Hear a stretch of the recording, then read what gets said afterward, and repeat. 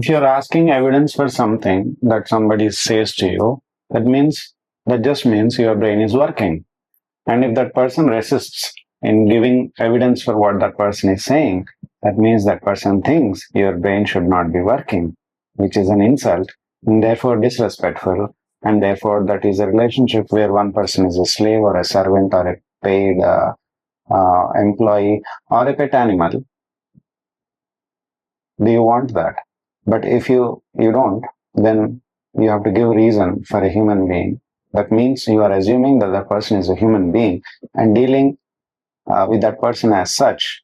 So if you say something, if you ask something, whatever you want from the others, you need to be able to give reason even without that person asking, because you know that person is a human being, which means the brain is working there, and you want to satisfy that brain also along with yours. That is the respect that you give to the other person. If you don't do that, then the other person at least asks you for evidence, and at least then you should be able to give it without getting offended. If you don't, that means you are not treating that person as a human being. That doesn't mean that person has an inferiority complex, or that doesn't mean that person is not believing you. Belief is preliminary. We all believe each other on the face value, but that is preliminary unless you back it up by evidence.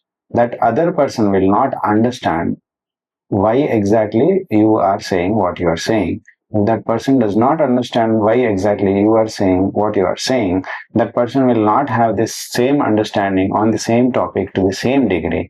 And therefore, you and that person will have differences in the future in your relationship. And those differences will cause disharmony between you. And in the first instance itself, if you have satisfied that person's understanding needs on every topic to the same degree that you have understood, if you believe that you have understood it better, then there is a chance that you both will be in harmony for all the time to come, and you are avoiding a lot of work and conflict and wrong attention and misunderstanding in the future by sharing this kind of understanding to the same degree with reason. Now, reason is the only way both any two human beings can understand each other.